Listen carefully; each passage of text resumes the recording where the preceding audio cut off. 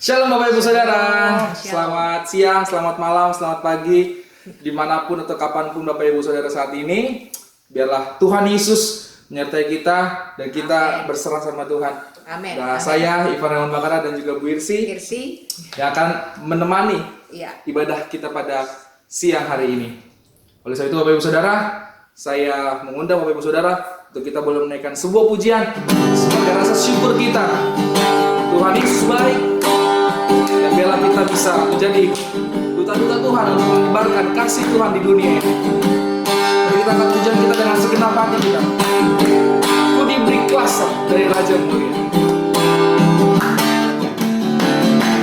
Diberi kuasa dari Raja Mulia, menaklukkan musuh di bawah kakiku.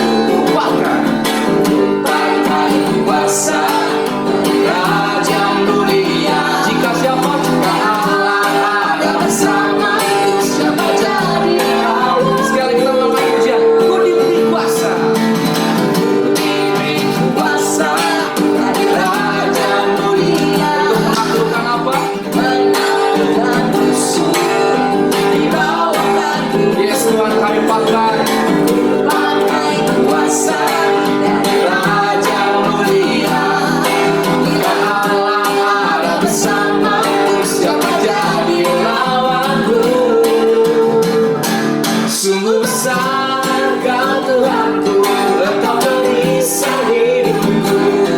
Ku berdiri dengan iman dalam Yesus Tuhan. Kau yang beri kemenangan, ku bersorak merayakan. Terpujilah Engkau Raja segala. Sungguh besar Kau Tuhanku, Engkau perisai hidupku. Ku berdiri dengan iman dalam Yesus Tuhan. Kau yang beri kemenangan, ku bersorak merayakan. Terpujilah Engkau Raja segala.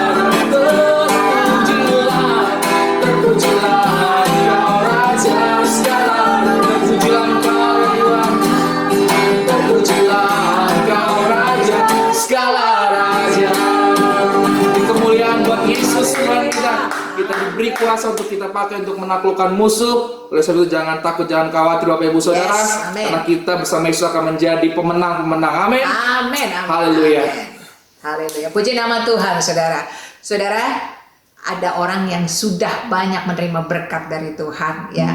Bukan karena saudara mempunyai investasi berapa besar, bukan karena saudara setiap tanggal sekian digaji oleh perusahaan saudara. Tetapi berkat Tuhan itu adalah pada saat saudara bisa menyenangkan hati Tuhan dengan apa yang saudara sudah terima. Itu adalah berkat yang terindah yang bisa kita lakukan.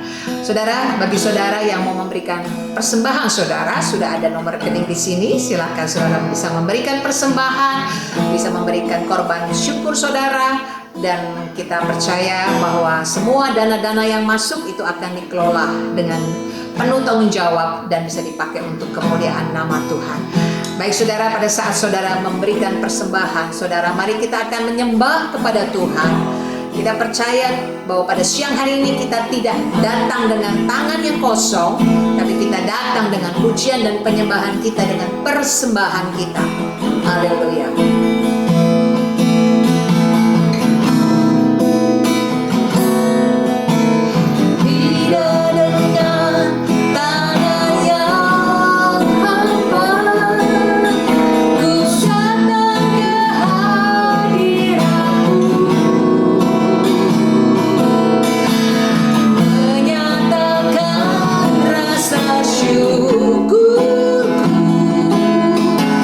Atas segala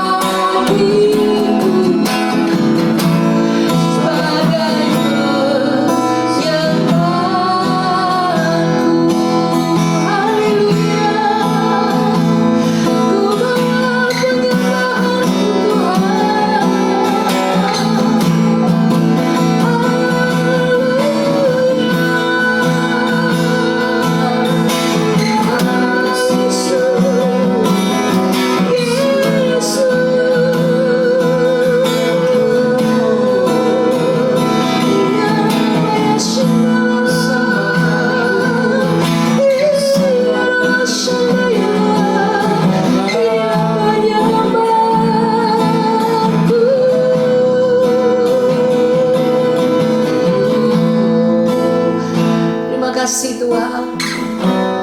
Inilah penyembahan kami buat Engkau Yesus. Inilah penyembahan kami buat Engkau Tuhan. Kami mengasihi Engkau Tuhan. Kami mengasihi Engkau Yesus. Kami mau dengar suara-Mu Tuhan. Kami mau dengar firman-Mu. Biarlah Tuhan Kau buat hati kami Tuhan Yesus menjadi tanah yang subur untuk ditaburkan firman-Mu, agar setiap benih firman itu Tuhan Yesus berbuah-buah dalam hidup kami.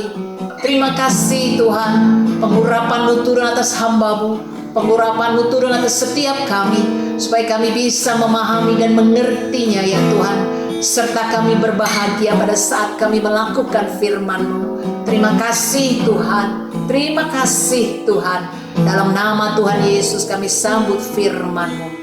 Amin.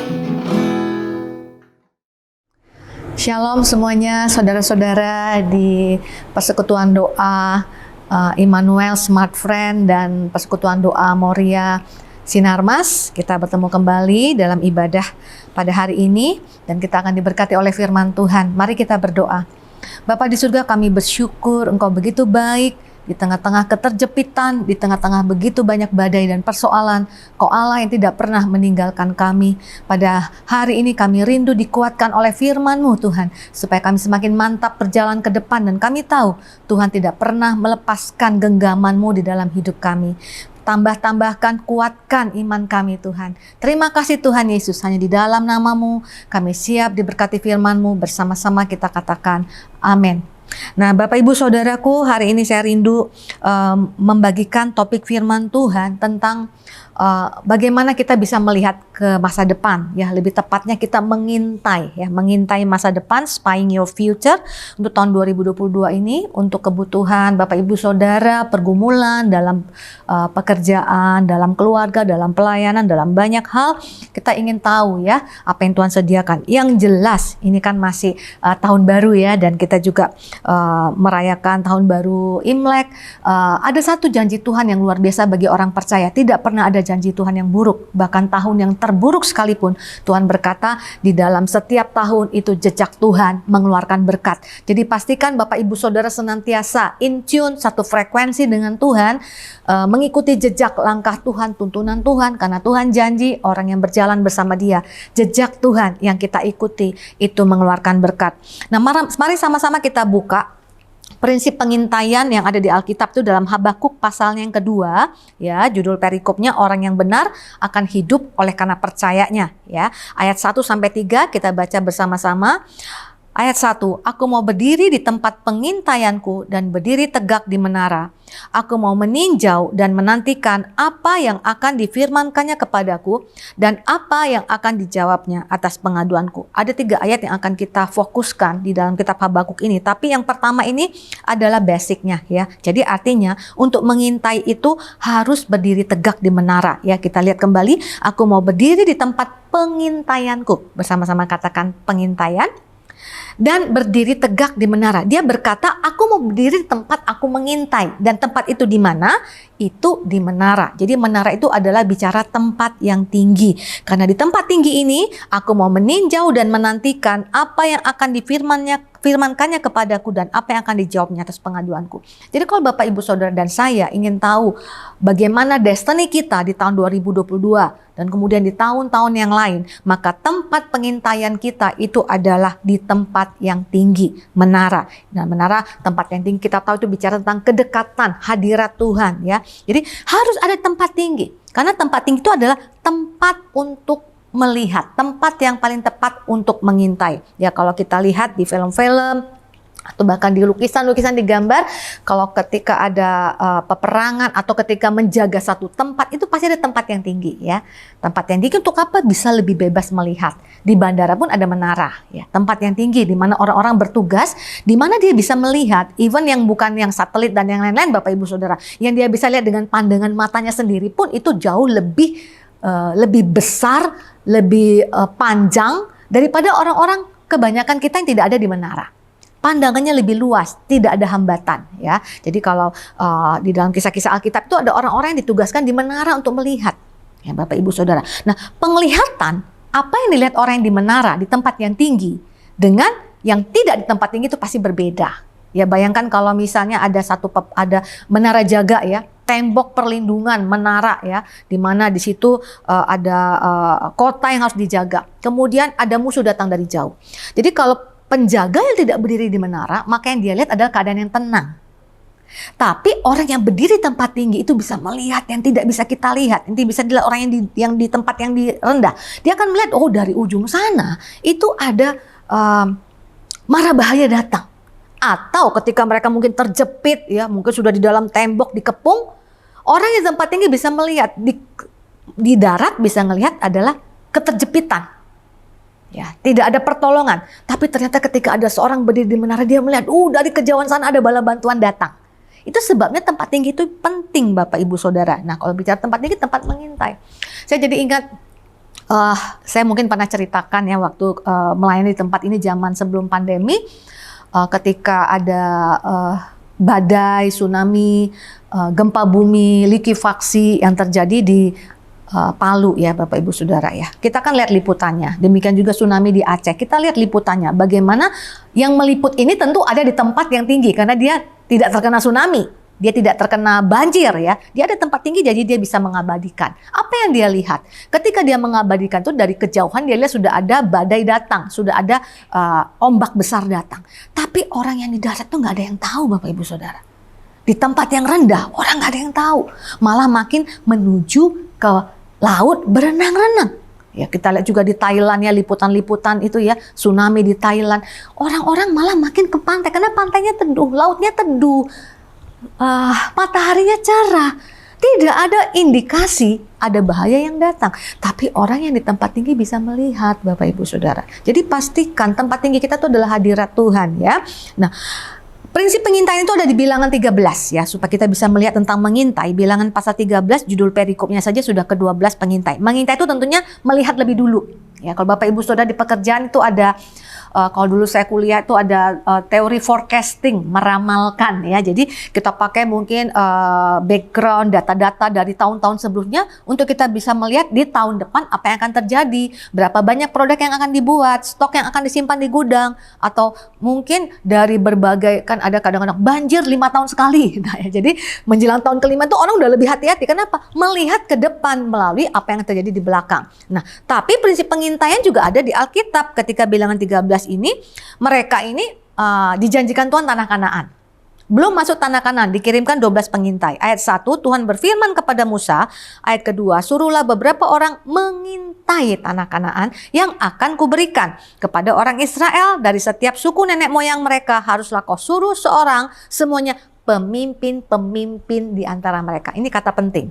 Jadi yang ditugaskan itu bukan orang biasa yang nggak bisa menelaah. Ini orang-orang yang punya hikmat yang lebih karena mereka adalah pemimpin-pemimpin, ditugaskan mengintai. Tapi 10 orang itu gagal melihat. Hanya 2 orang yang bisa melihat. Karena apa? Yang 10 orang itu melihat seperti orang melihat di daratan tadi. Ya, bisa bahaya, bisa juga keadaan tenang. Yang mereka lihat bahaya kan tentunya ya. Apa yang mereka lihat? Bilangan pasal 13 ayat 28.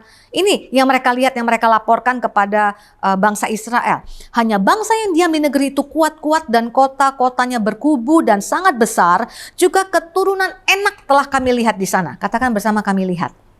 Lihatnya pakai apa? Mata jasmani. Sama seperti kebanyakan orang lihat. Ayat 33. Juga kami lihat. Katakan lagi, kami lihat.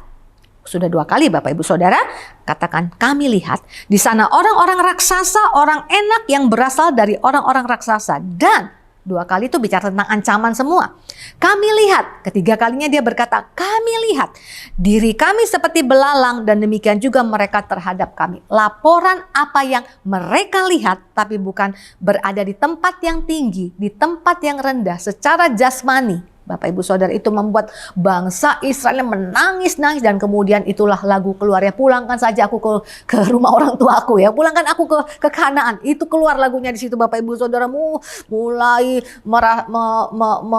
mengutuki, mulai merasakan rencana Tuhan gagal, nggak ingat bahwa tadinya mereka diproteksi dengan luar biasa di tanah Mesir. Kenapa?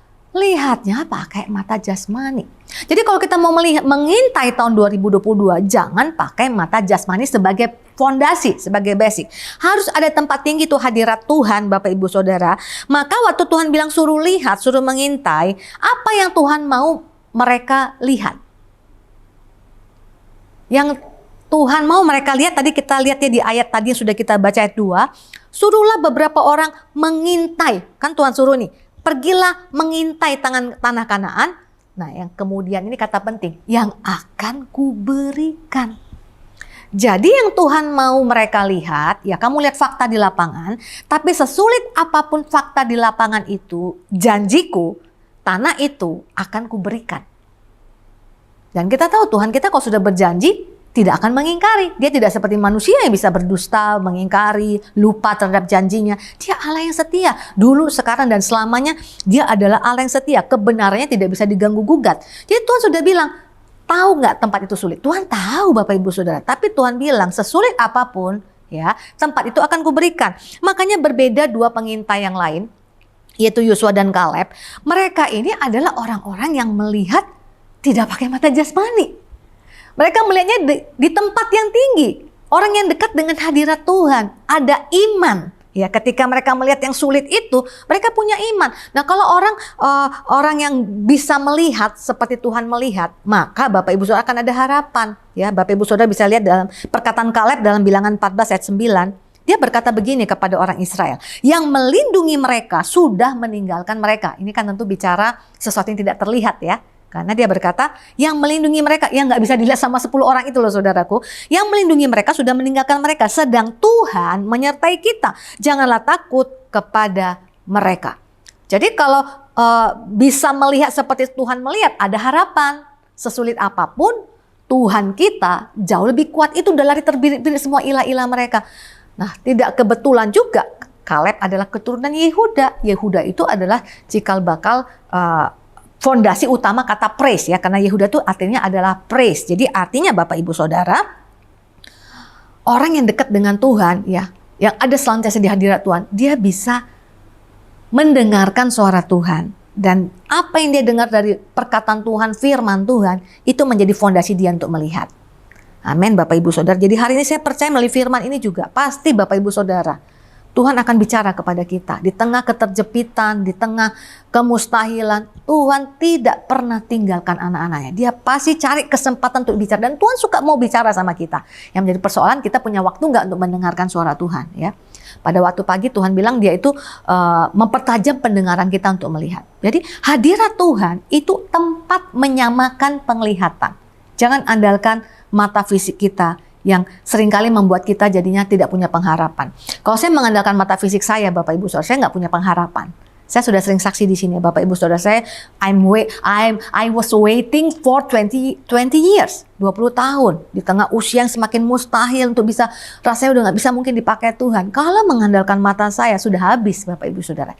Tapi seperti Kaleb, ketika kita melihat seperti Tuhan melihat, yang Tuhan lihat, tanah itu akan diberikan. Itu udah Tuhan lihat. Maka lihatlah seperti Tuhan melihat. Dan yang kedua, Bapak Ibu Saudara, ayat kedua. Lalu Tuhan, Habakuk 2 ayat kedua. Lalu Tuhan menjawab aku demikian. Tuliskanlah penglihatan itu dan ukirkanlah itu pada loh-loh. Supaya orang sambil lalu dapat membacanya. Tadi di tempat tinggi kita mendengarkan suara Tuhan. Jadi dengan apa yang kita dengar itu, kita mendapatkan suara Tuhan, itu kita lihat seperti yang diperkatakan. Dan tidak cukup hanya melihat, Tuhan bilang ditulis. Jadi ketika kita mendapatkan penglihatan dalam bentuk firman Tuhan, janji Tuhan, penghiburan Tuhan, tulis Bapak Ibu Saudara. Kalau hari ini Tuhan ada bicara apakah melalui pujian penyembahan yang tadi kita naikkan, itu kan isinya juga ayat-ayat firman Tuhan. Kalau Tuhan ada bicara sesuatu yang mengetuk, menyentuh hati Bapak Ibu Saudara, jangan didiamkan saja. Ya, tulis. Gunanya tulis apa? Supaya bisa dibaca. Dan firman Tuhan, ukirkanlah itu pada loh-loh. Kalau zaman dulu kan lukiskannya kan pada menulis itu di batu-batu ya. Saya sempat loh, jadul banget dulu. Waktu SD ada batu tulis tuh Bapak Ibu Saudara ya. Hanya untuk bisa mengerti zaman dulu orang nulis pakai batu. Jadi bentuknya seperti buku tapi batu. Jadi ada itunya kayak gips gitu ya. Nulis-nulisnya begitu. Nah zaman itu kan seperti itu. Ditulis supaya apa? Supaya bisa dibaca. Kenapa supaya bisa dibaca? Supaya bisa diperkatakan. Kenapa supaya bisa diperkatakan? Supaya telinga kita ini dengar. terbiasa mendengar. Firman Tuhan katakan hari ini tempat tinggi bukan hanya tempat melihat, tapi tempat untuk mendengar, supaya apa yang sudah kita lihat tadi itu semakin diteguhkan hari demi hari. Karena tidak semuanya kan ketika Tuhan berjanji langsung terjadi, Bapak Ibu Saudara ya. Ada proses, mungkin harus ada peperangan ya, mungkin ada harus melatih diri kita. Itu kan masih banyak hal-hal yang harus kita lakukan dan kita belum lihat. Yang Tuhan lihat itu terjadi. Nah, makanya kita perlu mendengar, melatih pendengaran kita melalui apa? Janji yang sudah tadi kita lihat, kita perkatakan berulang-ulang. Supaya apa? Firman Tuhan berkata, Bapak Ibu Saudara, di dalam firman-Nya ya, di dalam kitab Roma, firman Tuhan bilang begini dalam Roma 10 ayat 8. Tetapi apakah katanya ini firman itu dekat kepadamu, yakni di dalam mulutmu dan di dalam hatimu. Itulah firman iman yang kami beritakan ya. Iman tumbuh dalam hati kita. Iman adalah timbul karena pendengaran oleh firman Tuhan. Tapi harus diperkatakan supaya apa? Terus menerus kita dengar lagi. Kita dengar lagi. Kalau kita dengar orang dunia mengatakan, orang sekeliling kita mengatakan kamu sudah kalah, kamu sudah nggak bisa bangkit, perusahaan mungkin sudah bangkrut, atau kamu sudah di lay off, kamu sudah diturunkan pangkat, kamu sudah tidak ada harapan. Itu banyak perkataan sekeliling kita yang siap menyerbu kita 24 jam Bapak Ibu Saudara. Bahkan tidur pun masih bisa ada perkataan melalui mimpi kita loh Bapak Ibu Saudara. Bangun tidur malah makin lemes.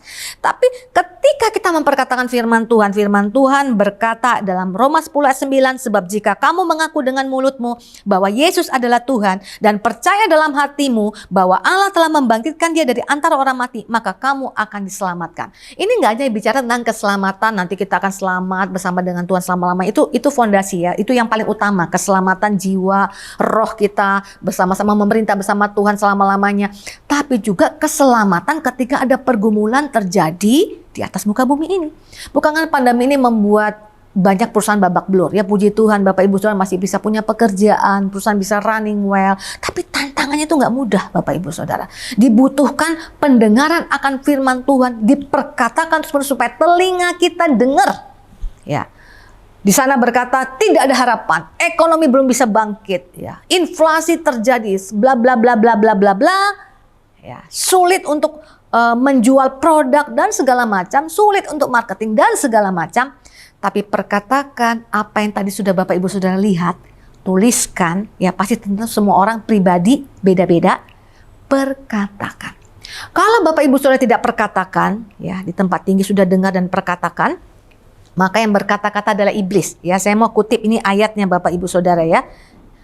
Ketika iblis itu dalam 1 Petrus 5 ayat 8 berkata, sadarlah dan berjaga-jagalah, pesan Tuhan, sadarlah dan berjaga-jagalah. Lawanmu si iblis berjalan keliling sama seperti singa yang mengaum-aum dan mencari orang yang dapat ditelannya. Dia itu berkeliling itu bukan diem gitu loh Bapak Ibu Saudara. Dia berkeliling itu mengaum. Dan kita tahu auman singa itu bisa membuat rusa berhenti bergerak.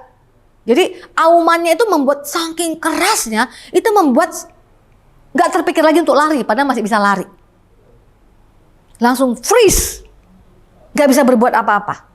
Auman si iblis melalui perkataan-perkataan kita loser, kita kalah, kita gak bisa maju, kita no hope. Itu bisa membuat kita freeze dan gak bisa melakukan apa-apa lagi. Itulah iblis dengan auman yang keras. Padahal dia sudah dikalahkan, tapi dia masih bisa menipu kita Bapak Ibu Saudara. Firman Tuhan dalam 9 katakan, lawanlah dia dengan iman yang teguh. Iman itu adalah melalui firman Tuhan, ya. Yang kita dengar, ya. Iman timbul dari pendengaran dan pendengaran oleh firman Kristus. Lawan dengan apa? Perkatakan lagi. Ya Bapak Ibu Saudara ya. Dia itu nggak pernah berhenti ketika Yesus 40 hari ya. Sudah menang nih dalam pencobaan selama 40 hari digoda terus menerus Bapak Ibu Saudara. Dia berkata apa? Dia menunggu waktu yang baik. Iblis itu nggak pernah diem. Nggak pernah terus kemudian sudahlah dia nggak bisa lagi aku kalahkan, aku goda. Enggak, dia tunggu waktu yang baik melalui apa? Suaranya yang kita dengar terus menerus. Makanya Bapak Ibu Saudara perkatakan firman Tuhan. Jangan pernah begini, jangan pernah bosan sekalipun ayat itu sudah sering Bapak Ibu Saudara dengar. Perkatakan lagi. Saya ingat di masa-masa saya merasa depresi sekali dalam masa-masa penantian. Saya akui, saya merasa kalah Bapak Ibu Saudara. Saya merasa no hope. Tapi itu indahnya orang yang ada di tempat yang tinggi ya, yang tidak menjauh dari persekutuan pribadi dengan Tuhan. Tuhan bisa bicara bahkan melalui ayat saat teduh kita. Saya ingat sekali saya nangis tersungkur ya di lantai kamar saya. Nggak bisa lagi aku dipakai Tuhan. Sudah no hope aku Tuhan. Temboknya di depan aku terlalu tebal, terlalu kuat. Aku nggak berdaya Tuhan. Ketika itu tiba-tiba Tuhan ingatkan satu ayat. Ya, kemudian saya buka firman Tuhan Mazmur, dan firman Tuhan itu berkata begini. Padahal saya belum pernah loh Bapak Ibu Saudara dengarkan khotbah ini, saya belum pernah dengar. Tapi kok tiba-tiba saya dituntun Tuhan untuk buka firman itu dalam kitab Mazmur. Dan firman itu berkata begini. Nyanyian Daud ya, sampai 2 kali ditulis. Dalam kisah histori Daud dan kemudian dalam Mazmur ada ditulis. Bersama Tuhan kamu akan melompati tembok. Sebelumnya saya belum pernah sama sekali saat itu mendengarkan khotbah ini. Tapi karena memang yang di depan saya ini tembok Bapak Ibu Saudara itu bicara kuat. Tuhan bilang tidak ada yang mustahil. Ini kan yang Tuhan lihat. Saya belum lihat, yang saya lihat tembok. Tapi Tuhan bilang begini, kalau kau berjalan bersama aku, itu tembok benar tinggi. Itu tembok kau nggak bisa tembus. Tapi bersama aku, kau akan lompat tembok. Saya udah lompat tembok belum? Belum. Tapi Tuhan sudah lihat kalau saya tetap berjalan sama dia, maka saya akan lompati tembok. Maka saya berusaha menyelaraskan pandangan saya, tadi yang poin pertama, dengan apa yang Tuhan lihat. Berarti ada harapan. Sekalipun ada penolakan, sekalipun ada kemustahilan, sekalipun ada usia, faktor umur sebagai tembok yang tertinggi yang saya lihat. Bersama Tuhan, aku akan lompat. Jadi saya berusaha mengimajinasikan, saya lompat tembok Bapak Ibu Saudara ya. Mungkin tidak ada pintu yang terbuka bagiku, mungkin tidak ada jendela juga yang terbuka bagiku, mungkin plafon juga tertutup bagiku. Ya, semua kisah yang ku baca di Alkitab itu aku nggak bisa relate ke sana karena semuanya tertutup.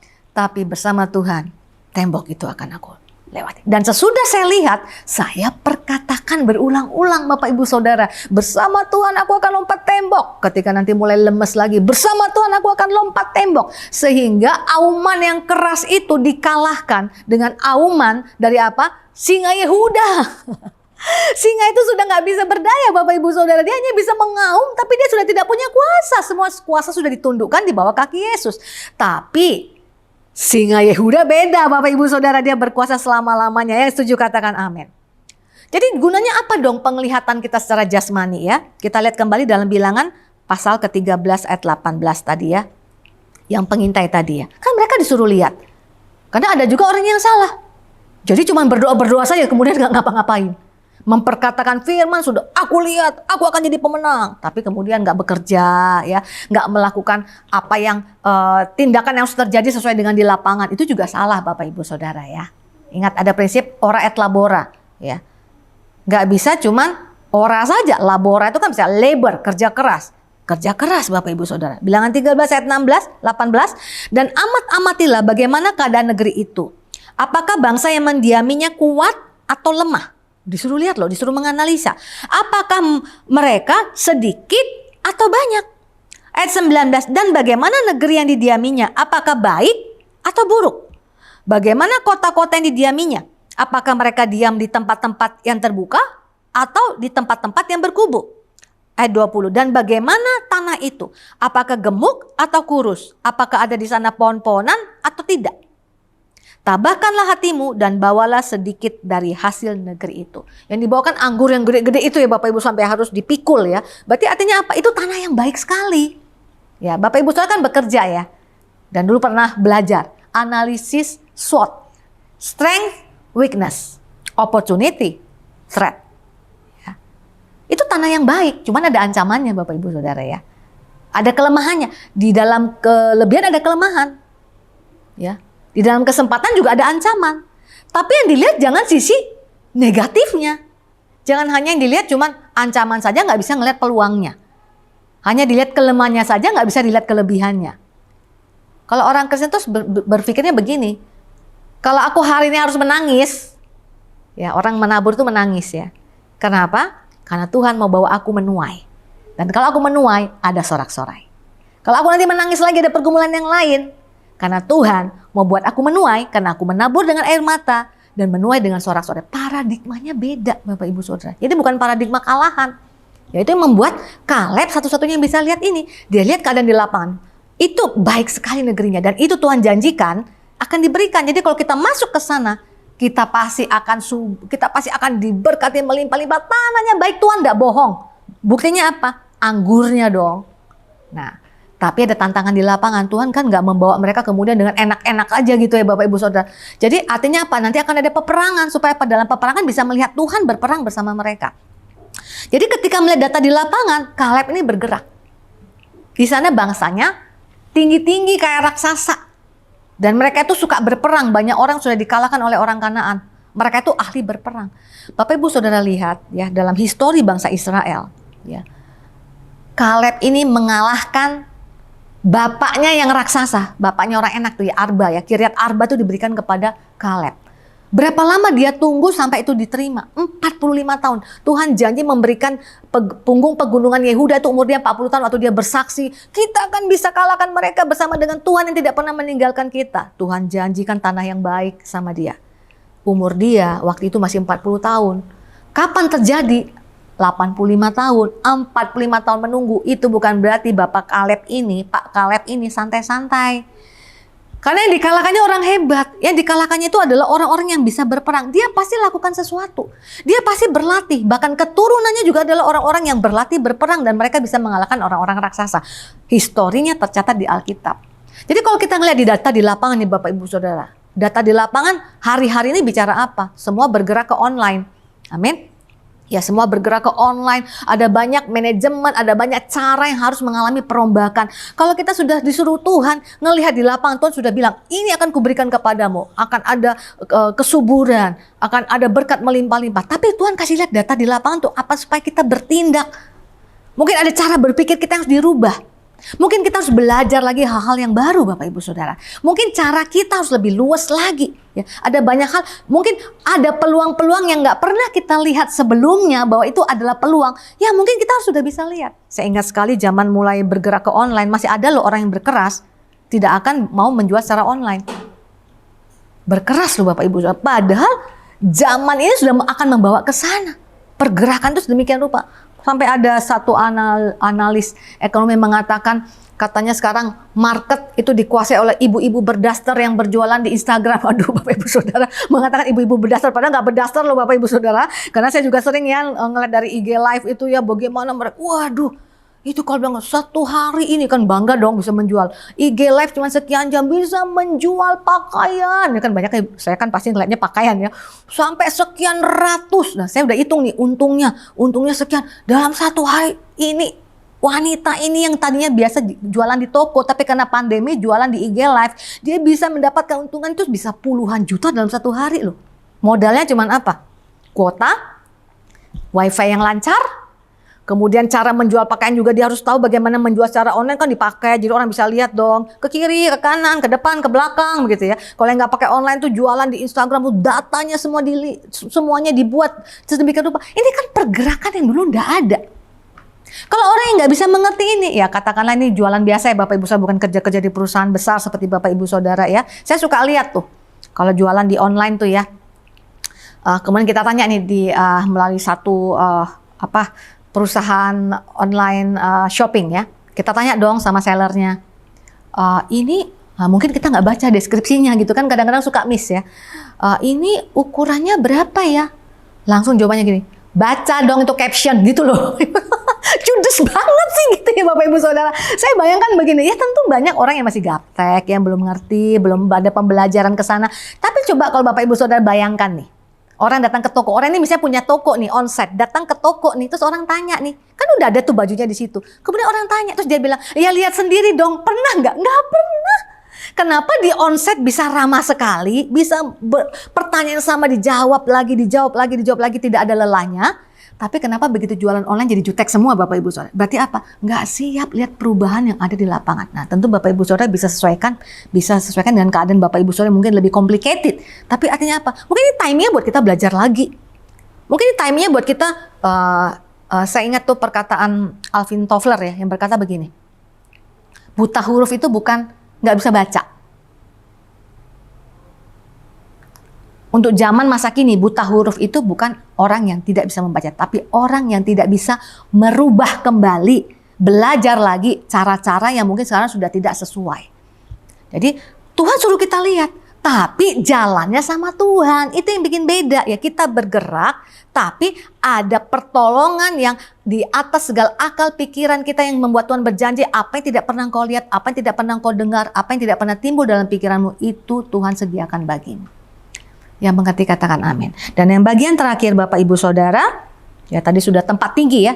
Syarat mutlak, jangan jauh dari Tuhan. Untuk melihat, untuk mendengar. Yang terakhir, Habakuk 2 ayat 3, sebab penglihatan itu masih menanti saatnya, tetapi ia bersegera menuju kesudahannya dengan tidak menipu. Apabila berlambat-lambat, nantikanlah itu, sebab itu sungguh-sungguh akan datang dan tidak akan bertangguh.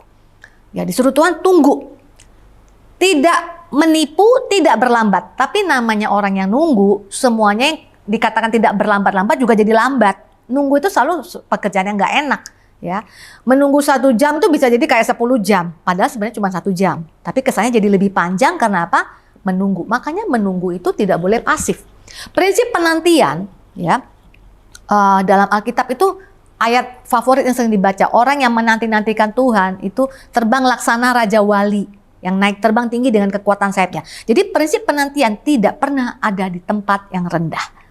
Seperti Raja Wali naik terbang tinggi. Nggak ada burung yang terbang lebih tinggi dari Raja Wali. Tempat yang sangat tinggi. Jadi prinsip penantian harus ada di tempat yang tinggi. Supaya apa? Waktu menanti tidak makin lemah tapi tambah kuat. Ya. Firman Tuhan berkata, nama Tuhan adalah menara yang kuat. Kesana orang benar berlari dan beroleh selamat. Jadi kalau orang menanti di menaranya Tuhan, udah pasti selamat. Ya. Nah, jadi menanti itu, tantangan kita adalah jangan tambah lemah. Supaya tidak tambah lemah, harus bagaimana? Hati yang limpah dengan ucapan syukur. Itu yang akan elevate kita, Bapak Ibu Saudara, naik ke atas.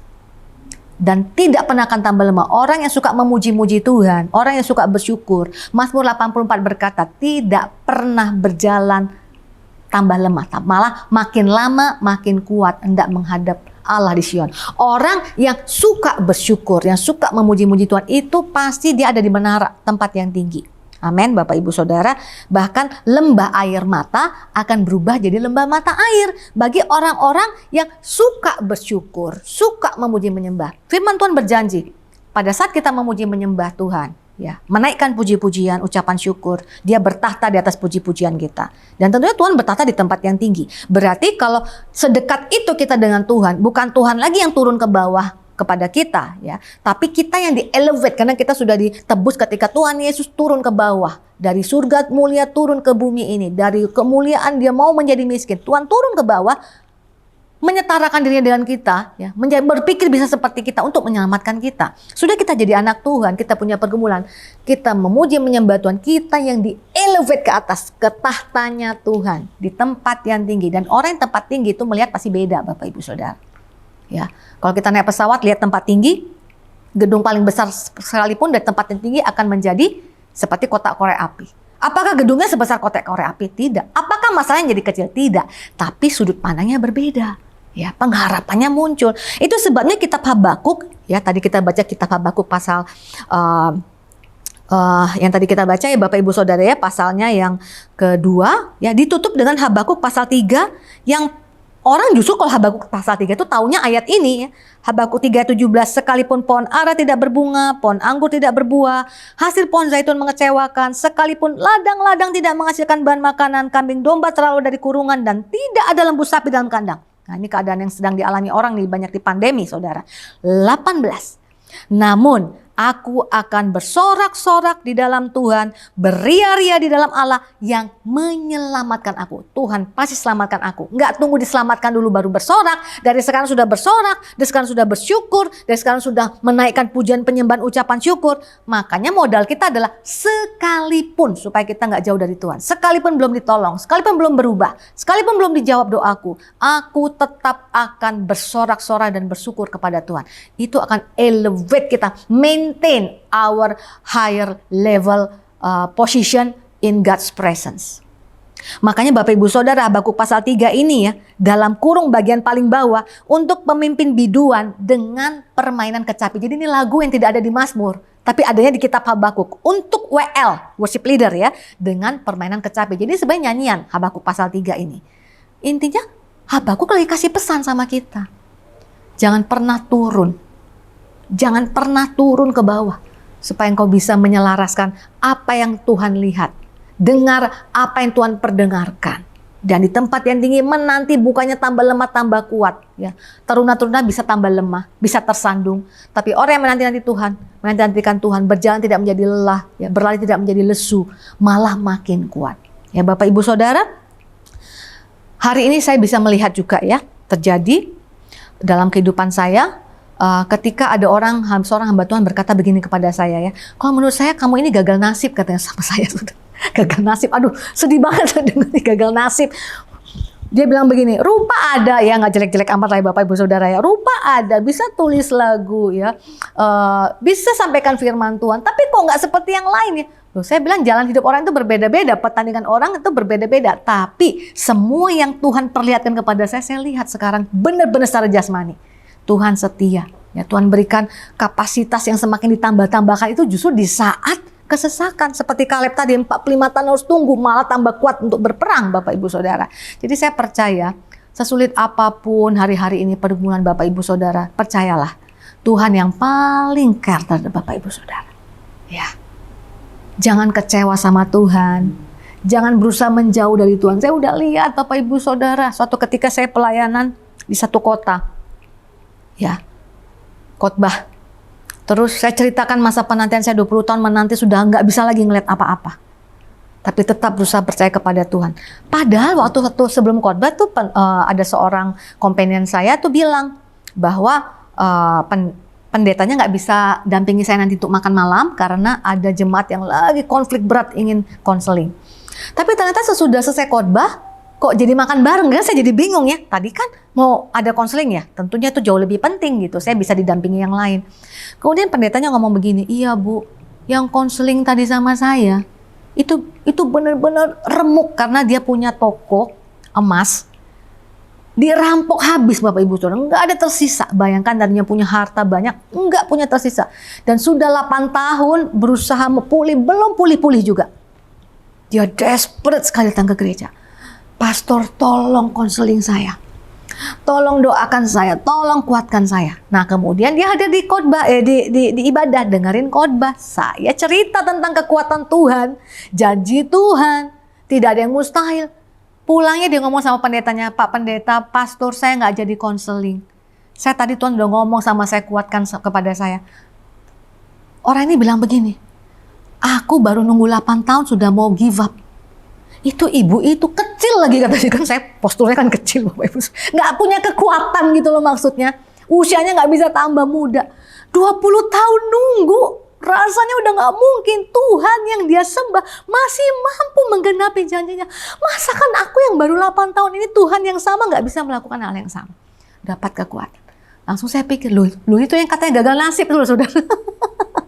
Ya gagal nasib kalau ngelihatnya pakai seperti 10 orang tadi ya, 10 orang pengintai. Makanya Bapak Ibu, ayolah kita mengintai tahun 2022. Saya percaya untuk Sinar Mas Group ya, perusahaan holding dan semua cabang-cabangnya, pasti ada anak-anak Tuhan di sini. Pembelaan Tuhan juga akan luar biasa. Bapak Ibu saudara mengaminkan firman ini, mari sama-sama kita berdoa. Terima kasih Bapa di surga, Engkau begitu baik bagi kami. Seberat apapun persoalan kami, Tuhan tidak pernah meninggalkan kami. Hari ini hamba-Mu berdoa untuk perusahaan ini Tuhan. Untuk Sinar Mas Group, dengan semua anak-anak perusahaan, untuk Smart Friend Tuhan. Untuk persekutuan doa Immanuel, persekutuan doa Moria Tuhan. Ada anak-anak-Mu di sini yang mau berdiri di tempat yang tinggi. Sebab itu hamba-Mu percaya perlindungan Tuhan ada atas perusahaan ini. Badai bukan menjatuhkan, tapi malah membuat perusahaan ini terbang makin naik, makin tinggi. Ada profit, ada kesempatan-kesempatan yang Tuhan buka di depan kami ini sepanjang tahun 2022 dan sesudahnya juga. Semakin Tuhan angkat naik tinggi. Dan bawa anak-anak-Mu Tuhan menjadi penentu-penentu di perusahaan ini yang berdoa untuk shalom bagi perusahaan ini. Berkati anak-anak-Mu di tempat ini dalam pekerjaan mereka Tuhan. Dalam apa yang mereka lakukan.